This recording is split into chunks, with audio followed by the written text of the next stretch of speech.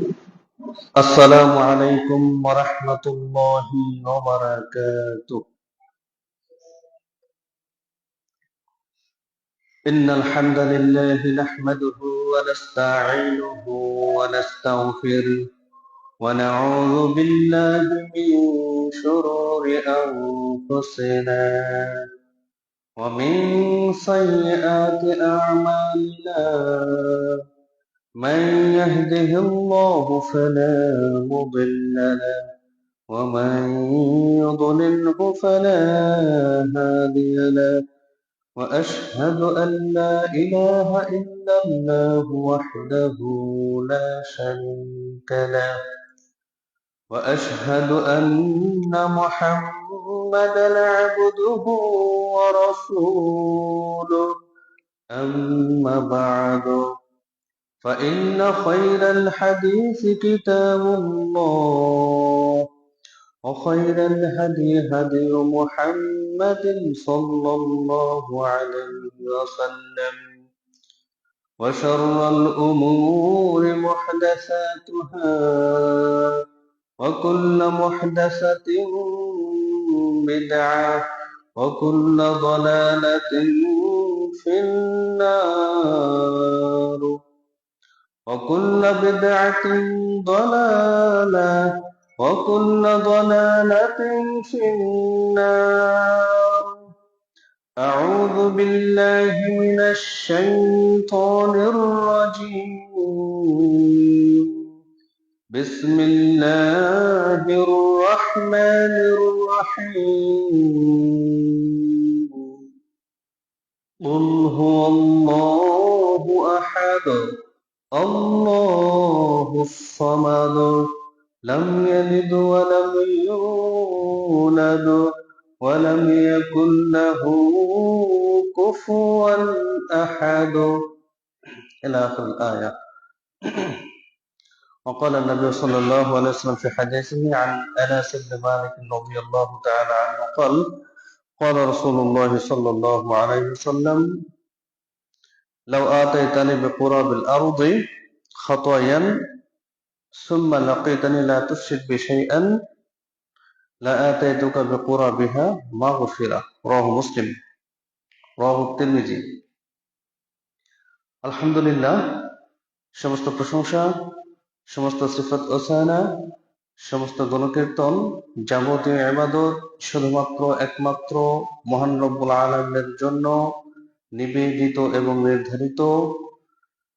যে মহান আল্লাহ তাআলা একক এবং অদ্বিতীয়, যে মহান আল্লাহ তাআলার এই মহাবিশ্ব পরিচালনা ক্ষেত্রে কোনো মালিকানা, কোনো শরিকানা নেই, যে মহান আল্লাহ তাআলা মানব এবং দানবকে সৃষ্টি করেছেন শুধুমাত্রই তার ইবাদত করার জন্য, যে মহান আল্লাহ তাআলা এই পৃথিবী সৃষ্টি করে পৃথিবীতে বসবাস করার জন্য, মানুষের জন্য, এই পৃথিবীতে বসবাস করার জন্য, মানুষের জীবন ধারণের জন্য সকল ধরনের উপাদান উপকরণ তৈরি করে দিয়েছেন, যে মহান আল্লাহ তাআলার অসংখ্য অগণিত নিয়ামত রাজি আমরা প্রতিদিন প্রতিনিয়ত উপভোগ করছি, আমরা সেই মহান আল্লাহ তাআলার শাহী দরবারে জানাই লক্ষ কোটি সিজদা ও শুকর।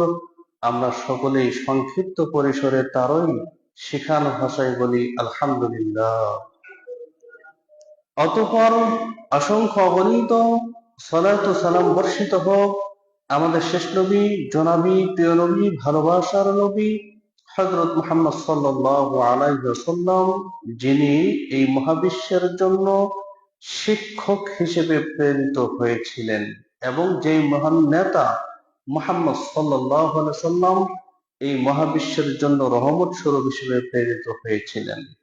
শুধু তাই নয়, পৃথিবীতে কোনো মানব অথবা কোনো দানব যদি সফলতা পেতে চায় এবং পরকালে যদি আল্লাহর রহমত পেয়ে, পরকালে মুক্তি পেয়ে যদি জান্নাতে প্রবেশ করতে চায়, তবে একমাত্র অনুকরণীয় ব্যক্তিত্ব সত্তা হলেন আমাদের মুহাম্মদ সাল্লাল্লাহু আলাইহি ওয়াসাল্লাম। অর্থাৎ তিনি সফলতার মূল নায়ক, এবং আমরা যদি তার রীতিনীতি, সুন্নাহ, তরিকাকে অনুকরণ করি, তবেই আমাদের জন্য দুনিয়াতে সফলতা এবং পরকালীন মুক্তি রয়েছে।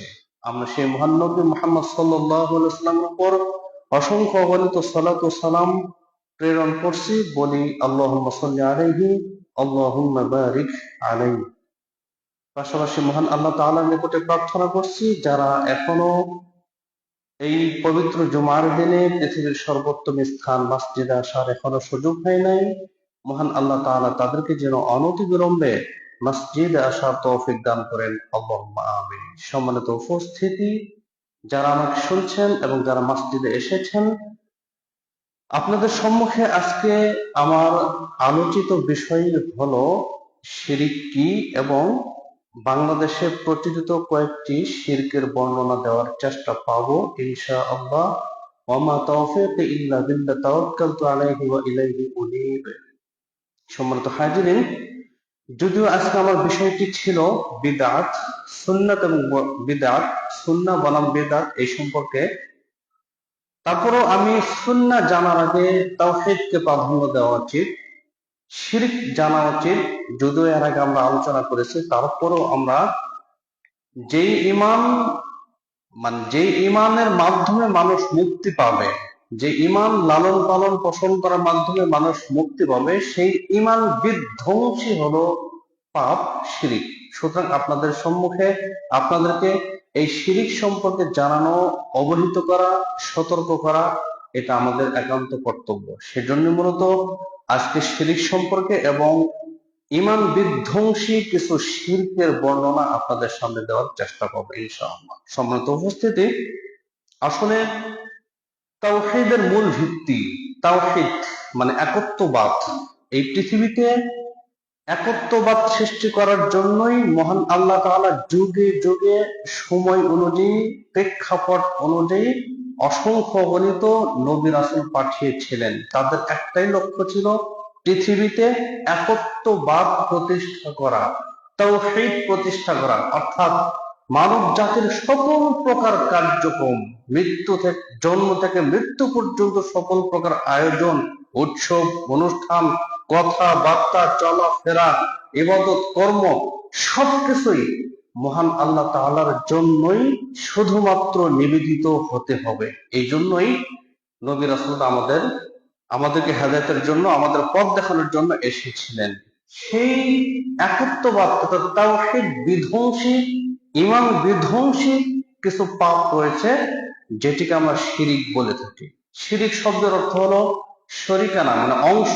শিরকুন শব্দের অর্থ হলো অংশ, অর্থাৎ মহান আল্লাহ তাআলার যে গুণাবলী, মহান আল্লাহ তাআলার যে যোগ্যতা, সিফাত, এই যোগ্যতা বা সিফাত অন্য কোনো ব্যক্তি বা সত্তা, অন্য কোনো সৃষ্টিজীবের মধ্যে আছে বলে যদি আমরা বিশ্বাস করি অথবা কোনো কর্মে লিপ্ত হই, তাহলে সেটাকে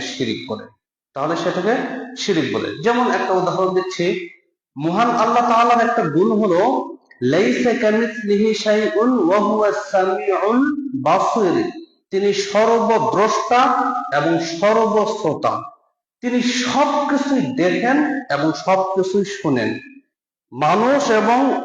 শুধু মানুষ এবং জিন না, এই মহাবিশ্বের যে কোনো কিছু, যা কিছু হচ্ছে, এই মহাবিশ্বের কোন এক প্রান্তে বা যে কোনো জায়গায় যা কিছু হোক না কেন, সেটি মহান আল্লাহ তাআলা দেখেন এবং সেটি মহান আল্লাহ তাআলা শুনেন। কেউ নিভৃতে নির্জনে একাকী একটি ঘরের কোণে রাতের অন্ধকারে মহান আল্লাহ তাআলাকে যদি কেউ ডাকে, হোক সে পাপিষ্ঠ অথবা আল্লাহর প্রিয় ভাজন ব্যক্তি, তবুও আল্লাহ তাআলা তার কথা শুনেন। তাহলে সব জায়গার কথা এবং সব জায়গা দেখা, এটা হলো মহান আল্লাহ তাআলার গুণ। এখন আমি যদি মনে করি যে না, অমুক ব্যক্তি আমাদেরকে দেখছেন অথবা অমুক ব্যক্তি আমাদেরকে শুনছেন, তাহলে কিন্তু আমি আল্লাহ তাআলার যে যোগ্যতা, গুণাবলী, এটা আমি ভাগ করে দিলাম ওই ব্যক্তির মধ্যে, ওই ব্যক্তিকে।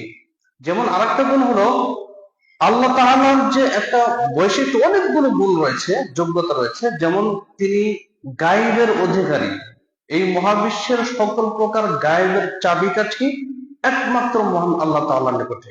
আলিমুল গায়বি ওয়াশ শাহাদা, প্রকাশ্য অপ্রকাশ্যর সকল প্রকার জ্ঞান একমাত্র মহান আল্লাহ তাআলাই জানেন। দেওয়ালের পিছনে কি আছে সেটা আমরা জানি না। যদি আপনি মনে করেন যে অমুক ব্যক্তি বা অমুক সত্তা অথবা অমুক বৃক্ষ, অমুক তারকারাজি তারা গায়েবের খবর রাখেন, অথবা কোনো নবী রাসূল গায়েবের খবর রাখেন বা গায়েবের অধিকারী হয়েছেন, তাহলে কিন্তু আমি তাকে আল্লাহ তাআলার সাথে শরীক স্থাপন করলাম। ঠিক একইভাবে এই পৃথিবীতে, পরকালে এবং দুনিয়াতে, দুনিয়াতে এবং আখিরাতে, আমরা মূলত দুনিয়া মানে জগৎটা দুইটা, একটা হলো পরজগৎ, একটা হলো ইহজগৎ। পরজগৎ এবং ইহজগতে, পৃথিবীতে অথবা পরকালে মানুষ এবং জিনের কোনো কল্যাণ কেউ করতে পারে, মানে আল্লাহ ছাড়া, অথবা আল্লাহ তো কল্যাণ আমাদেরকে দান করেন, কল্যাণ অকল্যাণ আল্লাহ তাআলার পক্ষ থেকেই আসে, এটা আল্লাহ তাআলার গুণ, যোগ্যতা। পৃথিবীতে যত কল্যাণ অকল্যাণ মানুষের জন্য, সেটা আল্লাহ তাআলার পক্ষ থেকেই আসে। এখন যদি এটা আমার বিশ্বাস আছে, তারপরও যদি আমি বিশ্বাস করি যে না, অমুক অমুক সত্তা, অমুক অমুক ব্যক্তি, অমুক অমুক নবী রাসূল, তাদের সাথে যদি বেয়াদবি করি অথবা অসৌজন্যমূলক আচরণ করি অথবা না করি, তারা আমাকে কল্যাণ অকল্যাণ করতে পারে, সেই ক্ষেত্রে আপনি শরীক করলেন। কারণ পৃথিবীতে পৃথিবীতে যত কল্যাণ অকল্যাণ আছে শুধুমাত্র মহান আল্লাহ তাআলা দিয়ে থাকেন বা মহান আল্লাহ তাআলার পক্ষ থেকে আসে। যদি আপনি মনে করেন যে মাঠের ফসল, এই যে জমিনে উৎপাদিত বিভিন্ন ধরনের, বিভিন্ন রঙের, বিভিন্ন সুস্বাদু, বিভিন্ন রসালো ফলমূল যে হয়ে থাকে, এটা অমুক ব্যক্তির কারণে অথবা অমুক সত্তার কারণে অথবা অমুক গ্রহের কারণে অথবা অনেক নক্ষত্রের কারণে আমরা আজকে এই জমিনে উৎপাদিত ফসলের বৃদ্ধি পেয়েছে অথবা ফসল ভালো হয়েছে, তাহলে কিন্তু আপনি আল্লাহ তাআলার সাথে শিরক স্থাপন করলেন। জমিনে উৎপাদিত যত প্রকার ফসল আছে, এক কথায় এই পৃথিবীতে যত কল্যাণ অকল্যাণ রয়েছে, এটা শুধুমাত্রই একমাত্রই মহান আল্লাহ তাআলার পক্ষ থেকে আসে বলে এটা আমাকে মনে প্রাণে বিশ্বাস করতে হবে। তবেই আপনি একনিষ্ঠবাদী হতে পারবেন, একত্ববাদ প্রতিষ্ঠা করতে পারবেন আপনার জীবনে, আপনার পরিবারে, আপনার সমাজে। আর যদি আমরা এই নলেজ গুলা না রাখি, এই জ্ঞান গুলা না রাখি, তাহলে কিন্তু একত্ববাদ প্রতিষ্ঠা হবে না, হবে বহুত্ববাদ। মানে বহুজনকে, বহু মানুষকে, বহু সত্তাকে আপনি ইলাহ বানিয়ে নিয়েছেন, মাবুদ বানিয়ে নিয়েছেন। সুতরাং তাওহীদ মানে শিরিকটা কি, এটা আমরা মোটামুটি বুঝলাম। শিরিক মানে শেয়ার, শেয়ার মানে মালিকানা ভাগাভাগি করা, শেয়ারে ব্যবসা করা। অনেকে বলে না যে আমরা দুইজন মিলে ব্যবসা করি, তার মানে এই ব্যবসায় দুইজন শরিক রয়েছে, দুইজন মালিক রয়েছে। ঠিক আল্লাহ তাআলার যে যোগ্যতা গুণাবলী, এই যে আল্লাহ তাআলার যে ক্ষমতা, এই ক্ষমতা, এই যোগ্যতা, এই গুণাবলী, এগুলো অন্যের মধ্যে আছে বলে বিশ্বাস যদি করেন, আর যদি জীবনে বাস্তবায়ন করেন সেই বিশ্বাস অনুযায়ী, তবে আপনি শিরকের মধ্যে লিপ্ত আছেন। তাহলে বুঝতে পারলাম যে শিরিক অর্থাৎ এই পৃথিবীতে যত আয়োজন, যত কর্মকাণ্ড, যত উৎসব, যত অনুষ্ঠান, জন্ম থেকে মৃত্যু পর্যন্ত সকল প্রকার সামগ্রিক জীবনের কার্যক্রম একমাত্র শুধুমাত্র মহান আল্লাহ তাআলার সন্তুষ্টির জন্যই নিবেদিত প্রাণ হতে হবে। তা না হলে আপনি অন্য কারো সন্তুষ্টির জন্য যদি কোনো আয়োজন করে থাকেন, কোনো ইবাদত, কোনো আমল, কোনো কর্ম সম্পাদন করে থাকেন, তবে আপনার মধ্যে শিরকের গন্ধ ঘ্রাণ আছে বলে এটা বিবেচিত হবে। সম্মানিত উপস্থিতি, তাহলে আমরা শিরিক শব্দটা বুঝলাম। শিরিক তাওহীদের বিপরীত, তাওহীদের বিপরীত হলো শিরিক। এমন ঈমান বিধ্বংসী একটা পাপ হলো শিরিক। এবং পৃথিবীতে সবচেয়ে বড় জুলুম, সবচেয়ে বড় অত্যাচার, নির্যাতন হলো শিরিক করা, আল্লাহ তাআলার সাথে শরীক করা। আল্লাহ তাআলার সাথে শরীক করা মানে আল্লাহ তাআলাকে অত্যাচার করা। এটা কিন্তু বিশাল ভয়ঙ্কর মারাত্মক একটি পাপ। সুতরাং এই সম্পর্কে আমাদেরকে সতর্ক হতে হবে, তা নাহলে কিন্তু আমরা যে কোনো সময়, যে কোনো মুহূর্তে শিরকের মধ্যে লিপ্ত হয়ে যেতে পারি। তাহলে শিরিক আমরা বললাম যে যিনি রব তিনি মাবুদ, মানে যিনি রব তিনি মাবুদ। আমাদের মধ্যে যেই সমস্ত শিরিক সবচেয়ে বেশি প্রসিদ্ধ রয়েছে, সেটি হলো একটা বিষয় বলে রাখি, আইন প্রণয়ন করা। আইন প্রণয়ন এটাও অনেকটাই মানে মানব রচিত কোনো বিধান, মানব রচিত কোনো আইন তৈরি করা, এটাও অনেকটা শিরকের অন্তর্ভুক্ত। কেননা মানে ক্ষমতা যার, মানে প্রভুত্ব যার, মাহবুদ তার, অর্থাৎ ইবাদত করার যোগ্যতা তার, দেখুন আল্লাহ তাআলা কখন আমাদের সামনে ইলাহ হিসেবে দাবি করেছেন। তিনি যখন রব হিসেবে দাবি করেছেন, রব হওয়ার যোগ্যতা, রব হিসেবে মানে রব হওয়ার যে গুণাবলী যার মধ্যে রয়েছে, তিনি একমাত্র ইবাদত পাওয়ার যোগ্যতা রাখেন। রব হওয়ার জন্য মোটামুটি কয়েকটা। রব মানে কি? প্রতিপালক। রব মানে প্রতিপালক।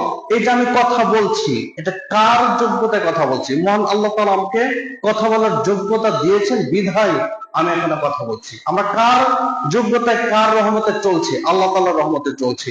কার খাই, কার করি? এই যে জীবনের অঙ্গ প্রত্যঙ্গ, জীবনের যে কার্যক্রম, এগুলো সব মহান আল্লাহ তাআলার রহমতে আমরা করতে পারছি।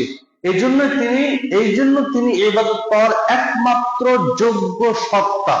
তিনি যেহেতু আমাকে সবকিছু দিয়ে থাকেন, তিনি যেহেতু দুনিয়াতে চলার জন্য সকল ধরনের নিয়ামতের ব্যবস্থা করে দিয়েছেন, তিনি আমাকে কথা বলার যোগ্যতা দিয়েছেন, তিনি আমাকে জমিনে চলাফেরা বিচরণ করার তৌফিক দান করেছেন, সুতরাং একমাত্র ইবাদতটাও তার জন্যই হতে হবে। এই জন্যই এখানে বলা হয়েছে, আল্লাহ তাআলা বলছেন যে সূরাতুল আরাফ 54 নম্বর আয়াতে, আলা লাহুল খালকু ওয়াল আমরু, আলা সাবধান, লাহুল খালকু ওয়াল আমরু, সৃষ্টি যার, বিধান তার। এই পৃথিবীতে আল্লাহ তাআলা আমাদেরকে সৃষ্টি করেছেন এবং সৃষ্টি করার পরই ছেড়ে দেন না আমাদের। এই পৃথিবীতে কিভাবে বসবাস করব, কিভাবে বিচরণ করব, কার সাথে কিরকম আচরণ করব, কি খেয়ে বাঁচবো, কি খেয়ে থাকবো, কিভাবে ইনকাম অর্জন করব, সব প্রসেস আল্লাহ তাআলা আমাদের শিখিয়ে দিয়েছেন। যেহেতু আল্লাহ তাআলা আমাদের প্রতিপালক, যিনি আমাদের সৃষ্টিকর্তা, তিনি আমাদের মাবুদ, এটা আমাকে মনে প্রাণে বিশ্বাস করতে হবে। তাহলে এই জমিনে আইন চলবে কার? আল্লাহ তাআলার আইন চলবে। আল্লাহ তাআলার বিধান দিয়ে এই পৃথিবী পরিচালিত হবে। আল্লাহ তাআলার বিধান দিয়েই, আল্লাহ তাআলার নির্দেশনা অনুযায়ী আমার জীবন, আমার পরিবার, আমার সমাজ, আমার রাষ্ট্র, আমার পৃথিবী পরিচালিত হবে। যদি আমি আল্লাহ তাআলার বিধান বাদ দিয়ে এই পৃথিবী বা এই সমাজ অথবা এই দেশকে সুষ্ঠু পরিচালনার ক্ষেত্রে নিজেরাই বিধান বানিয়ে নেই, সংবিধান তৈরি করি, তবে এখানে শিরক হবে, শিরকের সম্ভাবনা। কারণ আল্লাহ তাআলার বিধানের সাথে আমি সামঞ্জস্য করলাম। আল্লাহ তাআলা আমাদের সৃষ্টি করেছেন, সবকিছু দিয়েছেন, অথচ নিজেরা ইচ্ছা মতো সংবিধান তৈরি করলাম। যেমন আমাদের বাংলাদেশের সংবিধান আছে এবং এখানে মদের বৈধতা দেওয়া হয়েছে। মদ পান করা বৈধতা দেওয়া আছে কিনা? ব্যভিচার সম্পর্কে শৈথিল্য প্রদর্শন করা হয়েছে। যারা জেনা ব্যবসা করে তাদেরকে লাইসেন্স পর্যন্ত দেওয়া হয় এবং বিভিন্ন প্রকার অবৈধ কাজের এখানে বৈধতা রয়েছে এই সংবিধানে। তা আল্লাহ তাআলা যেখানে মদকে হারাম করেছেন, সেখানে আমাদের সংবিধানে বৈধতা দেওয়া হয়েছে। সুতরাং এই আইন প্রণয়ন করা চলবে না। আল্লাহ তাআলা বিধান মতে আমাদের জীবনটা পরিচালিত করতে হবে, এটা আমাকে মনে প্রাণে বিশ্বাস করতে হবে। সম্মানিত উপস্থিতি, আমাদের সমাজে আরো ব্যাপকভাবে 2 নম্বর যে শিরক আছে, এটা হলো 1 নম্বর। 3 নম্বর হলো মানে জ্যোতিষী বিদ্যা বা ভাগ্য গণনা করা। আমাদের সমাজে আছে জ্যোতিষী, মানে হাত গণনা করি। আমার হাত দেখলে অনেকে বলে, জ্যোতিষী বলতে মানে আগামীর খবর বলে দেওয়া, হাত দেখানো, হাত গণনা করা, যে আমার পরবর্তী জীবনে কি আছে, আমি তাকে বিবাহ করলে সুখময় হব কিনা, কল্যাণ অকল্যাণ এই সম্পর্কে জানতে চাই। জ্যোতিষীর কাছে যাওয়া, জ্যোতিষীর কাছে গিয়ে নিজের ভবিষ্যৎ সম্পর্কে জানতে চাওয়া, এটা বড় শিরকের অন্তর্ভুক্ত। যেই ব্যক্তি কোন জ্যোতিষীর কাছে গেল, হাত দেখালো এবং সে যা বলল সত্যায়ন করলো, তবে সে আল্লাহ তাআলার আনিত বিধান অর্থাৎ মুহাম্মদ সাল্লাল্লাহু আলাইহি ওয়াসাল্লামের উপর যা অবতীর্ণ হয়েছে তার কুফরি করলো, তাকে অস্বীকার করলো, সেই বিধানকে অস্বীকার করলো। অর্থাৎ জ্যোতিষীর কাছে যাওয়া মানে কোরআনকে অস্বীকার করা, হাদিসকে অস্বীকার করা। এত বড় পাপ এই জ্যোতিষীর কাছে যাওয়া এবং সেটাকে বিশ্বাস করা, এটা বলা হয়েছে। সুতরাং জ্যোতিষীর কাছে আমাদের যাওয়া যাবে না, ভাগ্য গণনা করা যাবে না। ভাগ্য আল্লাহ তাআলা লিখে দিয়েছেন পৃথিবীর সৃষ্টির 50,000 বছর আগেই, এবং তিনি আমাদেরকে যে সংবিধান দিয়েছেন, কুরআনুল কারীম দিয়েছেন, এবং মুহাম্মদ সাল্লাল্লাহু আলাইহি ওয়াসাল্লামের মুখনিসৃত বাণী দিয়েছেন, আদর্শ দিয়েছেন, রেখে যাওয়া সুন্নাত আমাদের মাঝে রয়েছে। সুতরাং কোরআন এবং হাদিস অনুযায়ী জীবন যাপন করা, কোরআন এবং হাদিস অনুযায়ী জীবন বাস্তবায়ন করা, কোরআন এবং হাদিস নিজেদের জীবনে বাস্তবায়ন করা, এটা আমাদের একমাত্র কর্তব্য, করণীয়। সুতরাং অন্য কোনো পন্থায় নিজেদের ভাগ্য গণনা করার চেষ্টা করা মূলত শিরকের অন্তর্ভুক্ত এবং কোরআন এবং হাদিসকে অস্বীকার করার নামান্তর। সুতরাং আমরা এগুলো সম্পর্কে সতর্ক থাকব। এবং জাদু করা, জাদুকে বিশ্বাস করা, পৃথিবীতে 7টি বড় ধরনের পাপ আছে। এর মধ্যে আল্লাহ তাআলা শিরিক করা, ওয়াসিহর এবং জাদুকে এর অন্তর্ভুক্ত করা হয়েছে। সবচেয়ে বড় কাবীরা গুনাহ এবং জাদু, এটা শিরকের অন্তর্ভুক্ত। এই জাদু করা থেকে এবং জাদুবিদ্যা শিক্ষা করা থেকে, জাদুবিদ্যা বিশ্বাস করা থেকে আমাদেরকে বেঁচে থাকতে হবে, সতর্ক থাকতে হবে। এরপর আরেকটা আমাদের মধ্যে শিরক, এই সেটা হলো ভয়ানক বিষয়, প্রদর্শন ইচ্ছা, মানে প্রদর্শন করার ইচ্ছা। প্রদর্শন বলতে বুঝেন না, আপনি সিঙ্গেল নামাজ পড়লে যেভাবে নামাজ পড়েন, একজন শিক্ষক বা একজন আলেম অথবা একজন মানুষ যদি আমার সামনে থাকে, তাহলে সেই নামাজকে আর একটা সুন্দর করে পড়া, এটা হলো প্রদর্শন ইচ্ছা, লোক দেখানোর ইবাদত। আর এই কাজটা, এই ইবাদতটা আমাদের মাঝে সবচেয়ে বেশি। যেই নামাজটা জান্নাত পাওয়ার মাধ্যম, যেই নামাজ আল্লাহ তাআলার সান্নিধ্য অর্জন করার প্রধান গুরুত্বপূর্ণ মাধ্যম, সেই নামাজটাই যদি লোক দেখানোর জন্য করেন, অথবা একটা লোক এসেছে সামনে, শিক্ষক দাঁড়িয়ে আছে, নামাজটা যদি একটু ভালো মতো না করি, সিঙ্গেল যেভাবে একাকী যেভাবে করেন তার চেয়ে যদি ভালো করার চেষ্টা করেন, তবে বুঝতে হবে আপনি শিরকের অন্তর্ভুক্ত আছেন। মানে আপনি ওই ব্যক্তিকে দেখানোর জন্য নামাজ পড়ছেন, ওই ব্যক্তির সন্তুষ্টি অর্জন করার জন্য সালাতটা আদায় করলেন একটু সৌন্দর্য করে। ঠিক একইভাবে আপনি 1 কোটি টাকা দান করেছেন, দান করে আপনি গ্রামে বলে বলে বেড়ালেন যে আমি তো 1 কোটি টাকা ঈদগাহ মাঠে দিয়েছি, 5 লাখ টাকা মসজিদে দিয়েছি, এই মসজিদটা আমি তৈরি করেছি। এগুলো বলা অনেকটা শিরকের অন্তর্ভুক্ত। কারণ এই 5 লাখ টাকা, 1 কোটি টাকা তো আপনি আল্লাহ সন্তুষ্টির জন্য দিয়েছেন। তাহলে ওই লোকটাকে বলার কি দরকার? ওই লোকটার ভালোবাসা অর্জন করা এটাই দরকার আপনার? ওই লোকটাকে শোনানো কি দরকার? ইবাদত তো ইবাদতই। তাহলে এটা হলো প্রদর্শন ইচ্ছা, মানে লোক দেখানো ইবাদত। এটা কিন্তু অনেকটা শিরিক, এবং এই শিরিক থেকে বেঁচে থাকা অনেক কষ্টকর বিষয়। এই শিরিক আমাদের মধ্যে মোটামুটি সবার মধ্যে আছে। একটা ভালো কাজ করে আপনি তাহাজ্জুদ করেন, আপনি গ্রামে বলে বেড়াচ্ছেন, ওই বাজারে বলে বেড়াচ্ছেন যে আমি তাহাজ্জুদ করি। এটা বলার কি আছে?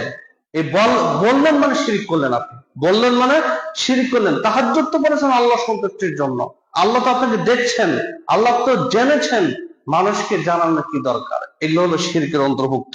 এই প্রদর্শন ইচ্ছা এবং লোক দেখানোর ইবাদত, এটা আপনি করতে পারবেন না। এবং আরেকটা আমাদের মধ্যে রয়েছে শিরিক, সেটা হলো শুভ অশুভ শক্তিকে বিশ্বাস করা, শুভ অশুভ দিনকে বিশ্বাস করা। অর্থাৎ যে কোনো বস্তুকে, যে কোনো দিনকে যদি শুভকর মনে করেন অথবা অশুভকর মনে করেন, কল্যাণ অকল্যাণ মনে করেন, তবে আপনি শিরকের মধ্যে নিমজ্জিত আছেন। অর্থাৎ যে কোনো বস্তু বা সত্তাকে অস্বাভাবিক মনে করা, অস্বাভাবিকের চেয়ে বেশি ভালোবাসা অথবা ঘৃণা করা, তবে আপনি শিরকের মধ্যে নিমজ্জিত আছেন। যেমন আমাদের সমাজে প্রচলিত আছে যে মুহররম মাসে বিবাহ শাদী করা যায় না, করা উচিত না, এটা নাকি করা নিষেধ। তাহলে আপনি মুহররম মাসকে আলাদা একটা মর্যাদায় ঘোষিত করলেন, আলাদা একটা মর্যাদা ঘোষিত। এই জন্য মুহররম মাসে কেন বিয়ে করা যাবে না? এই মাসে হোসেন রাদিয়াল্লাহু আনহু শহীদ হয়েছেন, এই জন্য আমাদের বিয়ে করা চলবে না। তাহলে এই মুহররম মাসকে আলাদা গুণে গুণান্বিত করলেন, আলাদা মর্যাদা ঘোষিত করলেন, এই জন্য মূলত শিরকের অন্তর্ভুক্ত। আপনি এই মুহররম মাসে বিয়ে শাদী করতে পারবেন, এখানে কোনো মানে স্পেশালিটি নেই যে আপনি এখানে বিয়ে করতে পারবেন না, নিষিদ্ধ আছে, শরীয়তে কোনো নিষিদ্ধ নাই। যেমন রবি এবং বৃহস্পতিবার অনেকে বাস কাটা নিষেধ, এই বাস কাটতে পারবেন না, আপনি রাতের বেলা টাকা খরচ দিতে পারবেন না, এই যে খরচ দিতে পারবেন না, হাওলাত দিতে পারবেন না, এই শক্তিটা আপনি কোথায় পেলেন?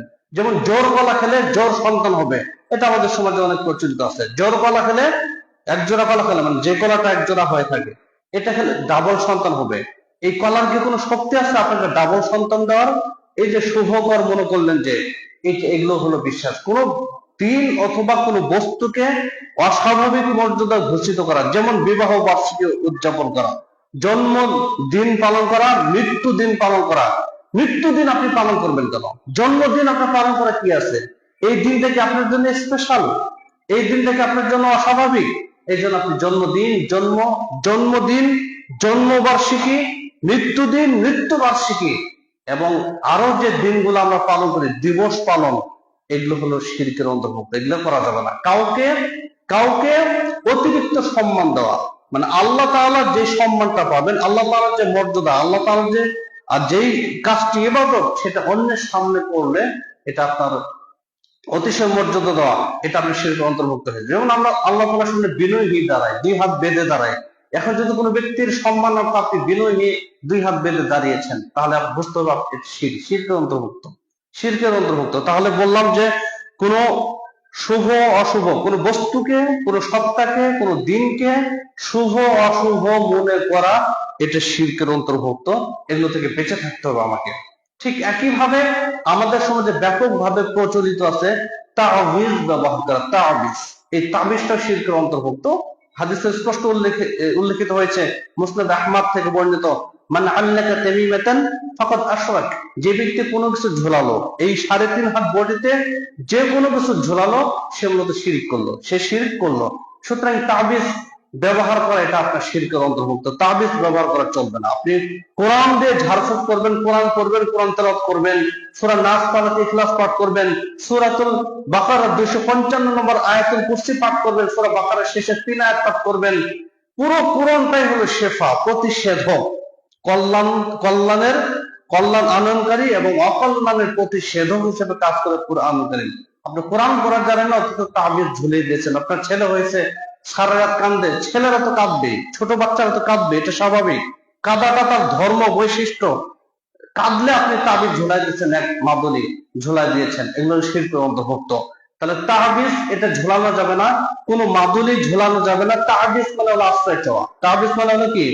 আশ্রয় চাওয়া। আশ্রয় চাবেন কার কাছে? আল্লাহ তাআলার নিকটে। আপনি মাদুলি কাছে আশ্রয় নিয়েছেন, আশ্রয় চেয়েছেন, তাহলে তাবিজ এটা হলো শিরিক। বিশেষ করে আমার মা বোনদের বোঝাতে পারি না, মা বোনরা এটাতে বেশি বিশ্বাস করেন এবং এটাতে বেশি কাজ করেন, আমল করেন। কোনোভাবেই তাবিজ ঝুলানো যাবে না। যদি এটা কোরআনের আয়াতও হয়, যদি তাবিজের ভিতরে কোরআন আয়াতও লিখে রাখেন, তবু তাবিজ ঝুলাতে পারবেন না। এই কোরআন তাবিজ ঝুলিয়ে গাঁট্টি গুট্টি বেঁধে তাবিজের মধ্যে ঢুকিয়ে এটা বেঁধে রাখার জন্য নয়। কোরআন এসেছে আপনাদের পথ দেখানোর জন্য, পড়ার জন্য। এই কোরআন পড়বেন, গবেষণা করবেন, তাফসীর করবেন এবং সে অনুযায়ী জীবন যাপন করবেন, তবে এই কোরআন আপনাকে মুক্তির পথ দেখাবে, জান্নাতের পথ দেখাবে এবং জাহান্নাম থেকে মুক্তি দিবে এবং সকল প্রকার কল্যাণ অকল্যাণ থেকে এই কোরআন বাঁচিয়ে রাখবে। যদি আপনি কোরআন অনুযায়ী আমল করে না, কোরআন যদি আপনি তাবিজ বানিয়ে গলায় ঝুলিয়ে রাখেন, এই কোরআন আপনার 1 পয়সা দাম দিবে না। আপনি কোরআনকে অপমান করলেন, অবমাননা করলেন। আর যদি এটা হলো ছোট শিরকের অন্তর্ভুক্ত। আর যদি কোরআন আয়াত না হয়ে অন্য কোনো সংখ্যা বা অন্য কোনো গাছগাছালি বা অন্য কোনো যে কোনো বস্তু তাবিজের মধ্যে ঢুকিয়ে যদি আপনি গলায় ঝোলান বা কোমরে বাঁধেন, তবে এটা বড় শিরকের অন্তর্ভুক্ত। তাবিজকে আমরা কল্যাণ অকল্যাণের মালিক ভেবেছি, তাবিজকে আমি কল্যাণ অকল্যাণের মালিক ভেবেছি, এই জন্য মূলত এটা শিরিক।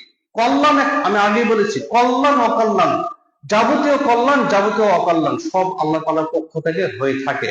এটা আমাকে মনে প্রাণে বিশ্বাস করতে হবে। বিপদগ্রস্ত হয়েছেন, ধৈর্য ধারণ করেন, ফাসাবরুন জামিল। আইয়ুব আলাইহিস সালাম কি বিপদগ্রস্ত হয়েছিলেন না? আমাদের মুহাম্মদ সাল্লাল্লাহু আলাইহি ওয়াসাল্লামের উপর কি বিপদ আসে নাই? ইব্রাহিম আলাইহিস সালাম, তার উপর কি বিপদ আসে নাই? তারা কি তাবিজ ঝুলিয়েছিল? তারা সাবরুন জামিল মানে ধৈর্য ধারণ করেছিল, উত্তম ধৈর্য ধারণ করেছিল। এই জন্য আল্লাহ তাআলা তাদের প্রিয় পাত্র বানিয়েছেন, নবী রাসূল বানিয়েছেন তাদেরকে। সুতরাং আমাকে ধৈর্য ধারণ করতে হবে। বিপদগ্রস্ত দুনিয়ার জীবনটাই মানে বিপদ। অধিকাংশ সময় আপনার বিপদের মধ্যে দিয়ে যেতে হবে দুনিয়ার জীবনটা। এভাবেই আমাদেরকে তৈরি করেছেন। এই দুনিয়াতে সংগ্রাম যুদ্ধ করে আমাকে জান্নাত ইনকাম করতে হবে, জান্নাত অর্জন করতে হবে আল্লাহ রহমত পাওয়ার জন্য। দুনিয়ার একটা মাধ্যম। সুতরাং এই তাবিজ কবজ এগুলো ঝোলানো যাবে না। মান আল্লাকা তামিমাতান ফাকাদ আশরাকা, যে ব্যক্তি কোনো কিছু ঝোলালো, তাবিজ ঝোলানো, সে শিরক করলো, যদিও সেটা কোরআনের আয়াত দিয়ে হোক না কেন। তাহলে এটা আমাদেরকে বিরত থাকতে হবে এবং মানুষের কল্যাণ অকল্যাণ থেকে বাঁচানোর জন্য আমরা এই যে কপালে মাদুলি দিয়ে থাকি, এগুলো থেকে বেঁচে থাকতে হবে। এই কপালে মানে মাদুলি বলতে ফোঁটা, এই কালো একটা ফোঁটা দিয়ে থাকি ডান সাইডে বা বাম সাইডে, বাচ্চাদেরকে এগুলো দেওয়া শিরিক। আপনি এগুলো দিবেন না। আপনি বাচ্চাদেরকে নাচ পালাকে ইখলাস করে ফু দিবেন এবং বাচ্চাদের জন্য, বাচ্চাদের সেফটির জন্য, নিরাপত্তা প্রদানের জন্য আলাদা স্পেশাল একটা দোয়া আছে, আউযু বিকালিমাতিল্লাহি তাম্মাতি মিন কুল্লি শাইতান ওয়া হাম্মাতি ওয়া মিন কুল্লি আইনিন লাম্মা। মুহাম্মদ সাল্লাল্লাহু আলাইহি ওয়াসাল্লাম এই দোয়া পাঠ করে হাসান হুসাইনকে ঝাড়ফুঁক করেছেন। আপনি এই দোয়াগুলো মুখস্থ করেন, এগুলো পাঠ করবেন। কোরআনের যে কোনো সূরা পড়ে আপনার ছেলেকে মেয়েকে ঝাড়ফুঁক করেন। আয়াতুল কুরসি আছে, অন্যান্য যে দোয়া আছে, রোগ মুক্তির যে দোয়া আছে, এগুলো পড়েন আপনি। কিন্তু কোনো কিছু ঝোলানো যাবে না। বিশেষ করে মা বোনদের উদ্দেশ্য করে বলছি, আপনাদের মধ্যে এই বিশ্বাস এই আমল সবচেয়ে বেশি, এই শিরকি আমল সবচেয়ে বেশি, এগুলো থেকে বিরত থাকতে হবে। সম্মানিত উপস্থিতি, আর একটা আমাদের মধ্যে ব্যাপকভাবে প্রচলিত ছবি মূর্তি জমিয়ে রাখা, ছবি মূর্তি হেফাজত করে রাখা, ছবি মূর্তি সুন্দরভাবে টেনে রাখা। ছবি মূর্তি রাখা যাবে না, কোনো ঘরে কোনো বাড়িতে কোনো সুকেসে কোনো প্রকার ছবি থাকবে না, যদিও সেটা নিজের বাবার ছবি হোক অথবা নিজের ছেলের ছবি হোক। এটা এটা পা দিয়ে পৃষ্ঠ করে বাইরে ফেলে দিতে হবে, ছিঁড়ে ফেলতে হবে, আজকে এখনই সেটা হবে। এই ছবি মূর্তি ঝুলিয়ে রাখা যাবে না, ছবি মূর্তি ঝুলিয়ে রাখা, ছবি মূর্তিকে আলাদা সম্মান দেওয়া। এই যে বললাম না, কোনো বস্তুকে, কোনো দিনকে, কোনো সত্তাকে আলাদা ভাবে অস্বাভাবিকভাবে ভালোবাসা, এটা শিরকের অন্তর্ভুক্ত। স্পেশাল ভালোবাসা পাবে শুধুমাত্র আল্লাহ তাআলা, মুহাম্মদ সাল্লাল্লাহু আলাইহি ওয়াসাল্লাম, তাদেরকে আলাদাভাবে ভালোবাসতে হবে। সম্মানিত উপস্থিতি, তাহলে বলছিলাম কোন ছবি কোনো কিছুর সাথে রাখা যাবে না। ছবি সমৃদ্ধ, ছবিযুক্ত কোনো পোশাক ছেলে মেয়েদের পরানো যাবে না, নিজেদের পরা যাবে না, এবং কোন প্রকার ছবি সুকেসে, আলমারিতে, ঘরে এটা যত্ন করে রাখা যাবে না, এটা শিরকের অন্তর্ভুক্ত। এগুলো দূরে রাখতে হবে। সম্মানিত উপস্থিতি, এবং আরো অনেক সুপারিশ রয়েছে আমাদের সমাজে, সবচেয়ে বেশি সেটা হলো কবর পূজা করা। আমাদের সমাজে হোক আর পুরো বাংলাদেশটাই কবর পূজার শিরিক সবচেয়ে বেশি, এবং এই পৃথিবীতে অর্থাৎ ঈমান বিধ্বংসী, তাওহীদ বিধ্বংসী সবচেয়ে যেই শিরিকটা করা হয়েছে সেটা মাজারকে কেন্দ্র করে, কবরকে কেন্দ্র করে। সুতরাং এই মাজার এবং কবর পূজা করা যাবে না, এটা থেকে দূরে থাকতে হবে। মাজার জেনে রাখতে হবে, মাজার এবং কবর এখানে শিরকের সবচেয়ে বড় মাধ্যম, একেবারে সেন্টার, মূল কেন্দ্র হলো শিরকের আড্ডাখানা হলো মাজার এবং কবর। আচ্ছা, কবরকে কি মাজার বলা যাবে? এটা হলো প্রশ্ন। মাজার কি কোনো কোরআন এবং হাদিসে এসেছে? মাজার কবরকে যদি মাজার বলা যাইতো, তাহলে মুহাম্মদ সাল্লাল্লাহু আলাইহি ওয়াসাল্লামের কবরকে তো মাজার সবচেয়ে বড় মাজার বলা লাগতো, নাকি বলেন? আল্লাহ রাসূলের কবর কি মাজার? এখানে কি ওরস করা হয়? এখানে কোনো উৎসব করা হয়? এখানে ছাগল বকরি নিয়ে যাওয়া হয়? এই কবরে কি মানত করা হয় আল্লাহ রাসূলের কবরে? অথবা আমাদের বাংলাদেশে যেসব ওলিরা শুয়ে আছেন, যে সমস্ত মাজার রয়েছে, এই মৃত ব্যক্তি, এদের চেয়ে কি আবু বকর ওমরের মর্যাদা কম ছিল? আবু বকর, ওমর, উসমান সাহাবীদের মর্যাদা কি কম ছিল? কম না বেশি? বেশি মর্যাদা ছিল। তাহলে আবু বকর, ওমর, উসমান এবং আরো যে অন্যান্য সাহাবী আছে, তাদের কবরে কি মাজার আছে? মাজার নেই, এবং সেখানে কোনো ওরস হয় না। তাহলে আমাদের বাংলাদেশের মাজারগুলোতে সবচেয়ে বেশি শিরকের চর্চা করা হয়। এই মাজার আমাদের বন্ধ করতে হবে, এই কবর পাকা আমাদের বন্ধ করতে হবে, এই কবর পূজা, মাজার পূজা, এগুলো আমাকে বন্ধ করতে হবে। মাজার মানে প্রদর্শনী স্থান। কবর কি প্রদর্শনী স্থান হতে পারে? কবর কি প্রদর্শনী স্থান? না।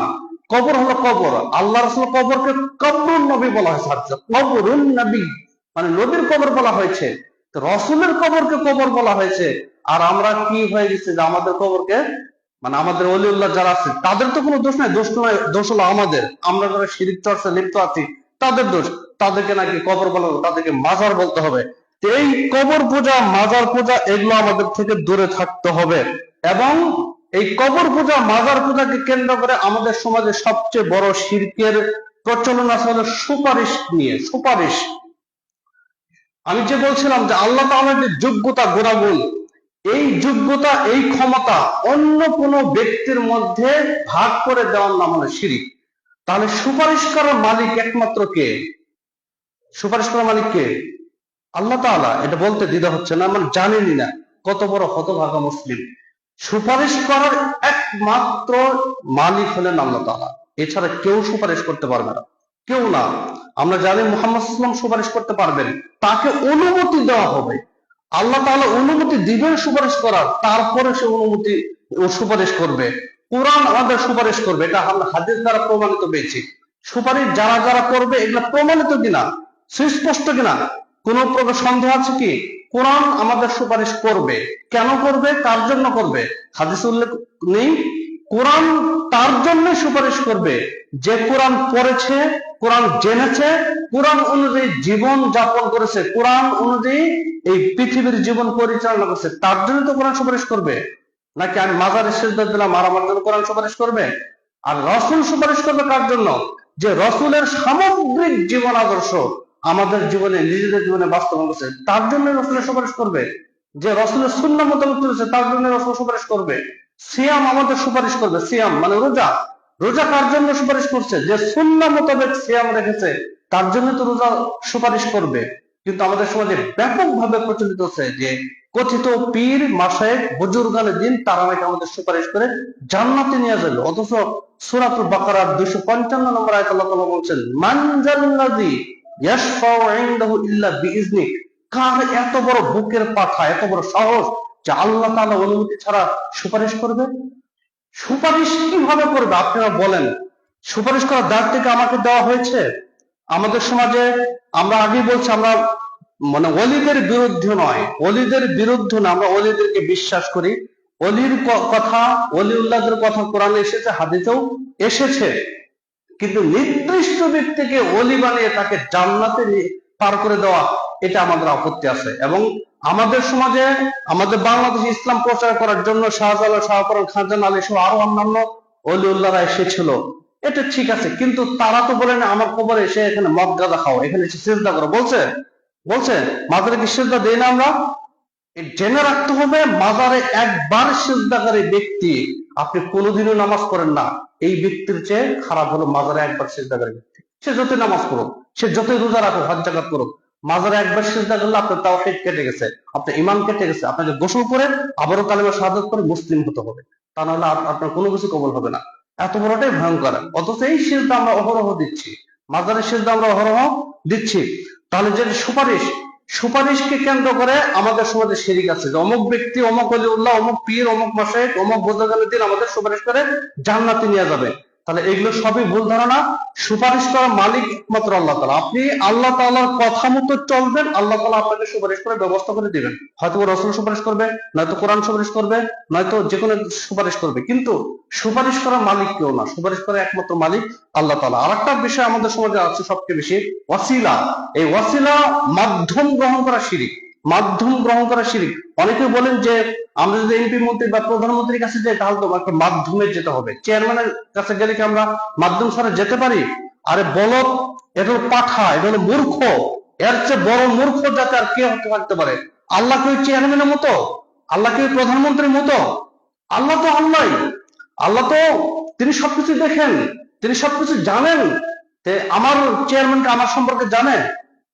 আমাকে আমাকে চিনে না, জানে না, দেখে তো আমাকে মাধ্যম নিয়ে যেতে হবে। যাকে চিনে তাকে, তার মাধ্যমে যেতে হবে। তা আল্লাহ তাআলা আপনাকে জানেন, আপনাকে চিনেন, আল্লাহ তাআলা আপনাকে সৃষ্টি করেছেন, আপনাকে রিজিক দিয়ে থাকেন। তাহলে আপনি এখানে ওয়াসিলা, মাধ্যম ধরা যাবে না, কোন প্রকার মাধ্যম ধরা যাবে না। মনে রাখতে হবে, যারা কবর পূজারী, মাজার পূজারী, তারাও কোরআন ও হাদিস থেকে দলিল দিয়ে থাকে। এগুলো বিভ্রান্ত হবেন না, তারা হলো ভুল ব্যাখ্যা করে। ওয়াবতাগু ইলাইহিল ওয়াসিলা, ইয়া আইয়ুহাল্লাযিনা আমানু তাকুল্লাহ ওয়াবতাগু ইলাইহিল ওয়াসিলা। তোমরা ওয়াসিলা তালাশ করো, ওয়াসিলা ধরো। এই ওয়াসিলার মাধ্যমে আমরা বলে থাকি যে তোমরা পীর ধরো, এক কথাই বলি, তোমরা পীর ধরো। এই পীর ধরা, এই শিরকের আড্ডাখানা, এগুলো থেকে আমাদের বেঁচে থাকতে হবে। তাহলে যেটা বললাম, ওয়াসিলা, সুপারিশ, সুপারিশ করার মালিক একমাত্র আল্লাহ তাআলা। তিনি যাকে ইচ্ছা তাকে সুপারিশ করবেন, জান্নাতে নিয়ে যাবেন। এবং ওয়াসিলা, কোন প্রকার মাধ্যম ধরা শিরকের অন্তর্ভুক্ত। কোন প্রকার মাধ্যম, আল্লাহকে পেতে, আল্লাহ সাহায্য পেতে কোন প্রকার মাধ্যম লাগে না। আপনি সরাসরি আল্লাহর কাছে চাইবেন। সম্মানিত উপস্থিতি, যেখানে আদম আলাইহিস সালাম এত বড় নবী, আদম, নূহ, ঈসা, মুসা, এরা কি বড় বড় নবী না? ইব্রাহিম আলাইহিস সালাম, এরা পর্যন্ত কিয়ামতের মাঠে কি বলবে? ইয়া নাফসি ইয়া নাফসি পাঠ করবে। মানে আমার কি হবে সেটা আমি জানি না, একদল লোক তার কাছে যাবে, তাদের কাছে যাবে। প্রত্যেকটা নবীর কাছ থেকে ব্যর্থ হয়ে তারা ফিরে আসবে। কোন নবী এদের জন্য সুপারিশ করতে পারবে না। পারবে? এটা লম্বা একটা হাদিস আছে, সহিহ শুদ্ধ ভাবে। তো এরা যখন মুহাম্মদ সাল্লাল্লাহু আলাইহি ওয়াসাল্লামের কাছে আসবে, তখন মুহাম্মদ সাল্লাল্লাহু আলাইহি ওয়াসাল্লাম সিজদায় পড়ে যাবে। সিজদা, আল্লাহর সাথে কথা বলার ধরনীটা, মানে আল্লাহ তাআলা বিচার শুরু করবে, এটা বলারই সাহস পাবে না। সকলে ইয়া নাফসি ইয়া নাফসি পাঠ করবে। মুহাম্মদ সাল্লাল্লাহু আলাইহি ওয়াসাল্লাম পরে সিজদায় পড়ে যাবেন, তখন আল্লাহ তাআলা বলবেন, মাথা উঠাও, কি চাও তোমাকে দেওয়া হবে। কিভাবে? মানে যা চাও তাই দেওয়া হবে, তুমি এখন বলো। তখন মুহাম্মদ সাল্লাল্লাহু আলাইহি ওয়াসাল্লাম বিচার কার্য শুরু করার কথা বলবেন, সুপারিশ করে এই মুসলিমদের জান্নাতে নিয়ে যাবেন। তো এখন যেখানে আদম, নূহ, ঈসা, মুসা, ইব্রাহিম আসলাম, তারা পর্যন্ত কথা বলতে পারবে না, আর 2 টাকার চুটকি মুন্সি এর আগে সুপারিশ করে আপনাকে জান্নাতে নেবে, এই ধারণা কোত্থেকে পেলেন? এগুলো থেকে বেরিয়ে আসতে হবে। এবং আমাদের সমাজে সবচেয়ে যে শিরকটা চাওয়া থাকে, দেখুন আল্লাহ তাআলা আমাকে সবকিছু দিয়েছেন, আল্লাহ তাআলা সবকিছু খাই, তিনি আমাকে সৃষ্টি করেছেন, তাহলে ওই শাহজালাল আর শাহপরানের মাজারে সিজদা দিতে হবে কেন? সেটা কোন কোন শরমে দেন, কোন লজ্জায় দেন? এই আপনাকে আল্লাহ তাআলা সৃষ্টি করেছেন, আল্লাহর সিজদা করবেন, আল্লাহর জন্য সিজদা করবেন, আর আপনি মাজারে গিয়ে সিজদা করছেন। এখানে আর একটা বড় শিরক আমাদের সমাজে রয়েছে, যদি আমার সময় শেষ, আমি 1 মিনিটে বলে শেষ করি, 2-3 মিনিটে। সেটা হলো মাজার কেন্দ্রিক যে ওরস হয়, এটা হলো সবচেয়ে শিরকের বাহন এবং শিরকের মাধ্যম। ওরস, আল্লাহ রাসূল সাল্লাল্লাহু আলাইহি ওয়াসাল্লাম যেখানে বলেছেন লা তাত্তাখিযু কবরি ঈদান, তোমরা আমার কবরকে ঈদে পরিণত করো না, কোনো উৎসবে পরিণত করিও না, কোনো অনুষ্ঠানে পরিণত করিও না। আল্লাহ রাসূল সাল্লাল্লাহু আলাইহি ওয়াসাল্লাম নিজে তার কবরকে উৎসবে পরিণত করতে নিষেধ করেছেন। এবং কবরকে পাকা করা, কবরের উপর ঘর বাড়ি তোলা, কবরের উপরে বসা হারাম কিনা? হারাম কিনা? কবর পাকা করা হারাম কিনা? কবরের উপর ঘর, অট্টালিকা তৈরি করা, ঘর ইটের তৈরি, এই ঘর তৈরি করা, এটা হারাম কিনা? হারাম। হাদিসে স্পষ্ট নিষেধ আছে এবং সব গ্রন্থি প্রায় এসেছে। সেখানে আমি কবরকে পাকা করেছি, এখানে মজমা বসেছে যে কাউলি আর বাউলি গান, কাউয়ালি গান আর বাউয়ালি গান, এগুলো সব শিরকের বাহন, এগুলো থেকে বেরিয়ে আসতে হবে। আমরা দেখেছি এখানে এখানে সারা রাত্র গান বাজনা করার মাধ্যমে ওরস পালন করা হয়, আমাদের সমাজে হয়। এটা এতটাই হতভাগ্যজনক সমাজ, আমরা এখন এই সমাজে বসবাস করি। এটা মুসলিম সমাজ কেনা আল্লাহ তাআলাই ভালো জানেন। আমি বলছি মুসলিম সমাজ, কিন্তু আল্লাহ তাআলার নিকটে গ্রহণযোগ্যতা পেতে হবে যেটা আদৌ মুসলিম সমাজ কেনা। এতগুলো মুসলিম থাকা সত্ত্বেও কিভাবে এই অপরাধ কর্ম হয়ে থাকে? সারা রাত গান বাজবে, এটা হয়? সারা রাত কাওয়ালির নামে জিকির করা হবে, এটা কি কোনো মেনে নেওয়া যায়? ওরস, এই উরুস উৎসব এগুলো করা যাবে না। এখানে দান করাও হারাম, এখানে খাওয়াও হারাম, যাওয়াও হারাম, এখানে আপনি যেতে পারবেন না। অথচ এই উরুসকে কেন্দ্র করে আমাদের বাগাইগঞ্জের প্রত্যেকটা সমাজ তাদের আত্মীয় স্বজনকে ডেকে নিয়ে এসে, আসে কিনা? এবং 1 মাস 2 মাস আগে থেকে প্রস্তুতি নেই কিনা? অথচ নামাজ যে পড়ে না তার কোনো খোঁজ খবর নাই। আল্লাহ তাআলার জন্য একটা সিজদা দেবেন, তার যে কোনো আয়োজন নাই। অথচ ওরস পালন করার জন্য আত্মীয় স্বজনকে ডেকে আনছেন, আপনার বাড়িতে আশ্রয় দিচ্ছেন, জেনে নিতে হবে জাহান্নামের ভাগীদার আপনাকেও নিতে হবে। তারা জাহান্নামে, আপনি জাহান্নামে যেতে হবে। আপনি শিরকে সাহায্য করে সহযোগিতা করছেন। উরুস বন্ধ করতে হবে এবং এটা করা যাবে না। আপনার রক্ত থাকতে এটা করা উচিত নয়। সমর্থ উপস্থিতি, উরুস মানে কি আসলে জানেন? উরুস মানে কি? ওরস মানে জানেন না? তাহলে কি আপনি তো মূর্খ হয়ে পালন করতেছেন। মূর্খ থাকা যাবে না। ওরস মানে হলো বাসর ঘর, ওরস মানে হলো বাসর ঘর, বুঝেন নাই? ওরস মানে হলো বিবাহ বার্ষিকী। এই যে ওরস যে করা হয়, এটা জন্মদিনে করা হয় না মৃত্যুদিনে করা হয়? মৃত্যুদিনে করা হয়। মানে এই ব্যক্তি সারা বেঁচে থাকা অবস্থায় আল্লাহর সাথে সে প্রেম করছে, আল্লাহকে প্রেমিক বানিয়েছে। আল্লাহর সাথে প্রেম করার পর যখন মারা আছে তখন আল্লাহর সাথে তার বাসর হবে, বাসর করে, এই জন্য ওরস করা হয়। বুঝেন নাই? আমার কথা মিথ্যা হলে আপনি ইউটিউবে সার্চ দেন, গুগলে সার্চ দেন, প্রত্যেকটা বক্তা রেফারেন্স এই কথা বলবে। ওরস মানে হলো বাসর ঘর। সারা জীবিত থাকতে আল্লাহর সাথে প্রেম করছে, যখন মারা গেছে তখন আল্লাহর সাথে তার বাসর উদযাপন করার জন্য ওরস করা হয়। বুঝেন নাই? বুঝেন নাই? আল্লাহর সাথে মহামিলন, ওরস মানে হলো মহামিলন। এই মিলন কেন্দ্রিক অনুষ্ঠান এগুলো বাদ দিতে হবে। এটা কি সম্ভব? আল্লাহর সাথে বাসর করা সম্ভব?